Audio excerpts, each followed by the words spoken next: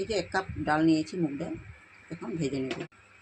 কড়াইতে অল্প মিঠা তেল দিয়েছি, এখন ভেজে নেব। ডালটা অল্প তেল দিয়ে ভাজলে জলদি হবে, তাই আমি অল্প তেল দিলাম, তেল না দিলেও হবে। ডালটা আমি অল্প ভেজে নিয়েছি, এখন ধুয়ে নেব। জল গরম হওয়ার পর ডালটা আমি ধুয়ে দিয়ে দিয়েছি, এখন লবণ দিয়ে দেব। লবণ দিয়ে সিদ্ধ করে নেব।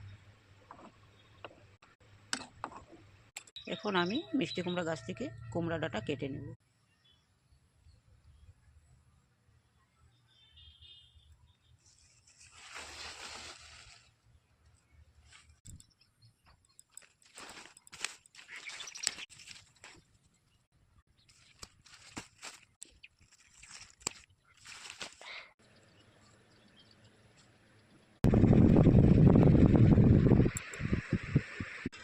মুগ ডালটা আমার সিদ্ধ হয়ে গেছে, এখন আমি হলদি দিয়ে দেব। কুমড়া ডাঁটি কেটে নিয়েছি, এখন ধুয়ে নেব।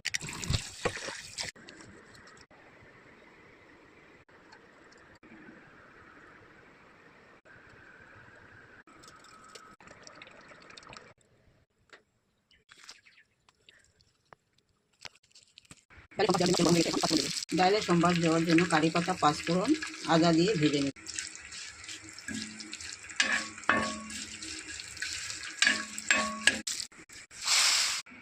ডালে আমি তড়কা দিয়ে দিয়েছি, এখন আমার ডালটা হয়ে গেছে, নামিয়ে নেব। কুমড়া ডাঁটা দিয়ে ডালের রেসিপিটা ভালো লাগলে লাইক, শেয়ার, সাবস্ক্রাইব করবে। Thank you.